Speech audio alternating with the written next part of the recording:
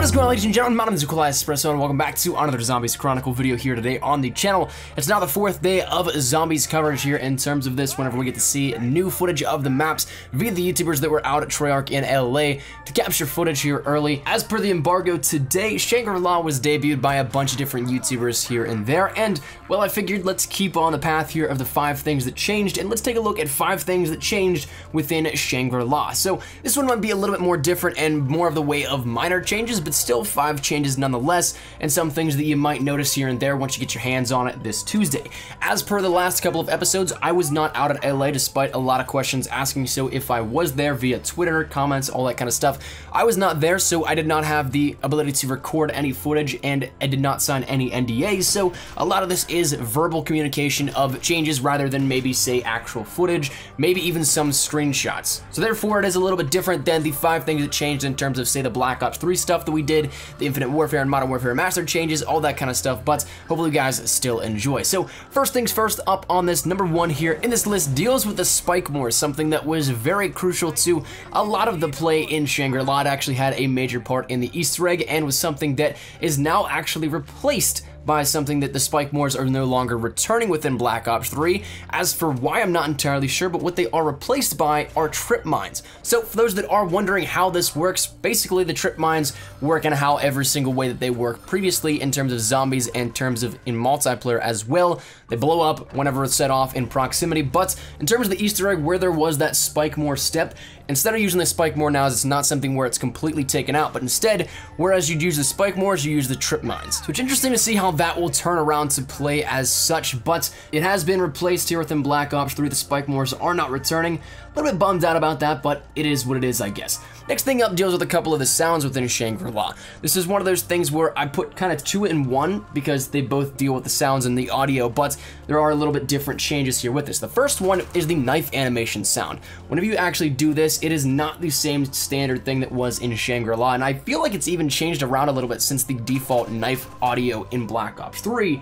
But I could be wrong on that one, but regardless, it is completely different than that of in Black Ops 1 and the original Shangri-La. And the second audio change actually deals with the death popping audio. This one's a little bit tough to explain, I guess, because there's not really any clear audio that I could pull and play for you guys, but whenever you go and kill a zombie, it doesn't have the standard audio that it's there with, I guess. It's kind of more of a poppy vibe now to this. This doesn't count for headshot kills, but rather just kills in general. So it's something that, once again, is tough to explain, but hopefully I got that across enough. It's a little bit different than that of the Shangri-La version and even the Black Ops 3 version. Number 3 up on the list is probably my favorite. This comes from Mr. Dalek JD and was something that maybe wasn't supposed to be said immediately, but this actually deals majorly with the Shrieker as well as the Napalm Zombie, and it's something that is going to be a massive change from Black Ops 1 to Black Ops 3. So, as you guys know, those were the 2 air-quote boss zombies on this map. There's a bunch of different special zombies in Shangri-La, but those 2 were the really key ones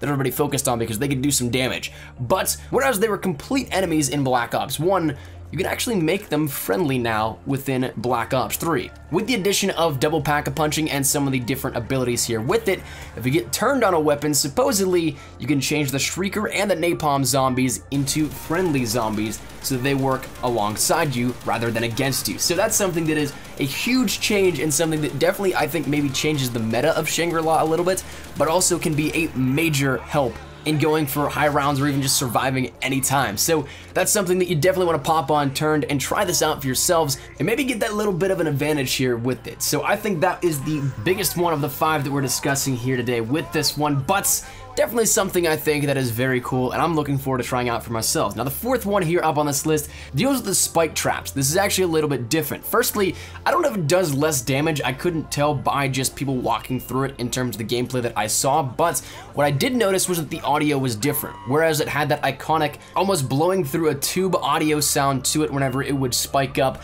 during Black Ops 1, it's more so a lot more tame within this and something that isn't as major of an audio cue that you'd get it. Whenever you heard those go up, it was definitely something that you're like, oh crap, I got stuck again, I'm gonna take some damage here, but now it's kind of just like, well, I mean, I guess that happened. So it's very much so more tamed down. Once again, this is a tough one to explain because I don't have any clear audio to play for you guys, but this change up has definitely been made and something you'll notice immediately.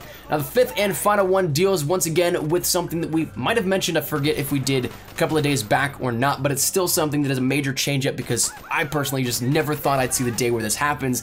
The Ray Gun Mark II is on Shangri-La. As with the 3179 JGB 215, or the Baby Maker as it's commonly referred to, this is the other wonder weapon alongside this as well. It's been added into apparently all of the maps, and it's something that still looking back though, it was not in Black Ops 1, a major change up here with this one, and to me it just seems really weird that we see a Black Ops 2 weapon like this back in a classic map like Shangri-La. Personally, I just think it's weird to think about, but it is a change up nonetheless, and one that will definitely help out, and personally I think looking at it, the beams of the rays seem a little bit changed up from Black Ops 2 even, so that's something that I think is cool in terms of a little bit of an upgrade to that as well. But that is going to conclude the 5 things that changed here within Shangri-La. Once again, that map was debuted to the community here today, and so I figured let's keep up with this, let's take a look at some things that changed. There really wasn't all that many changes if I'm totally honest with you guys. A lot of stuff took me a while to catch up on and to figure out, but it is something there was enough here for this, so hopefully you guys did enjoy. Drop your thoughts down there in the comment section down below. Are you guys excited to try and turn the Shrieker as well as the Napalm zombies, or do